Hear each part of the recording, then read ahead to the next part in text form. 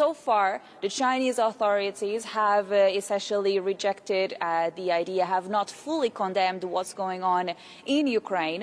At the same time, the U.S. has also said that Russia has asked China for financial and military aid, something that both Beijing and the Kremlin have denied. But clearly it tells us that there is a concern in the Western economies about China's role in this context. And so I posed this question to the Prime Minister of Italy, Mario Draghi, and he told me that China has a critical role here in developing and in pursuing a peace process. To the Chinese authority, my message is China is a most important country. They can be crucial in the peace process. They have lots of leverage, a lot of leverage, and so we are all waiting that they use it.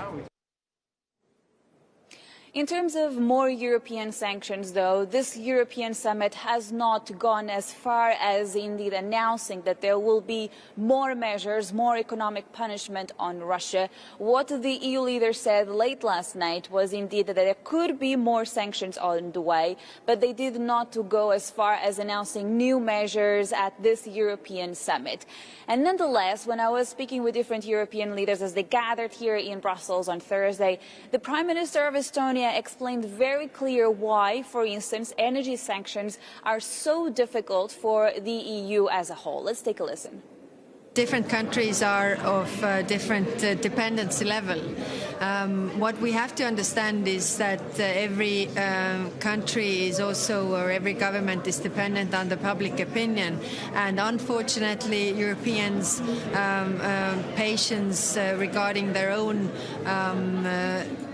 conveniences is maybe not that long, so that you don't have much patience regarding this, and that is creating problems for putting more sanctions. Public has to also support those. We have to understand that the difficult times lie ahead.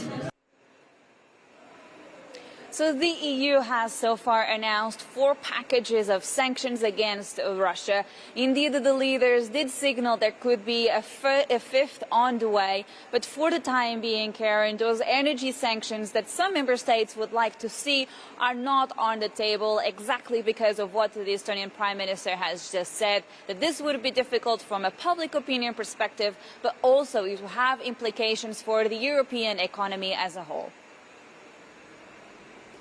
Silvia, all along we've been talking about the effectiveness of sanctions, that Europe this time wants to make sure, and the United States, of course, that any sanctions carry fairly significant power, that they have a bite at this point. I know there's a lot of chatter around investment markets and corporates about sanction running and just, who was willing to help Russia get around sanctions. I now know that obviously the gold is one of the issues as well. Can you just give us a sense of the position around that? Because the Americans have been stopping the gold trade effectively, which is helping support Russia. Just where are Europeans on that page?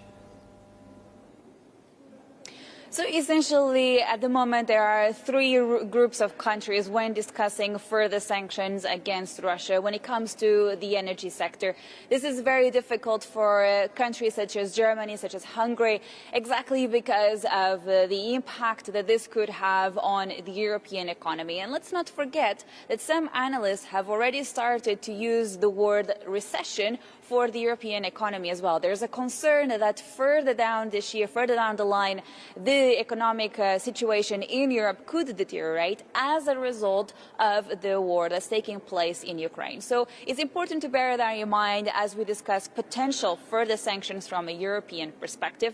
But that then, nonetheless, does not seem to be stopping member countries from actually discussing new measures. And when I was in Estonia last week, it was very interesting to hear from the Minister for Foreign Affairs saying that if other countries such as China were to help Russia in this regard, were to help Russia either militarily or financially, then the EU would go ahead with sanctions against Beijing as well.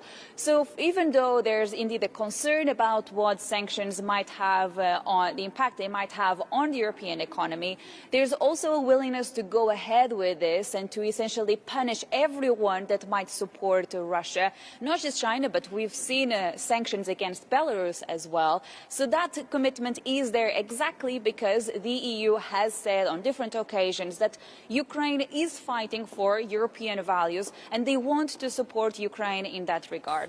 So even though we're not seeing new sanctions at this European summit, let's not forget that there are 4 packages already against Russia and more could be underway. But let's wait and see what the EU will do in that regard. So far, they have announced sanctions every time they have seen an escalation from Russia in Ukraine. So let's see how the war in Ukraine will evolve and indeed what the EU might do in that regard.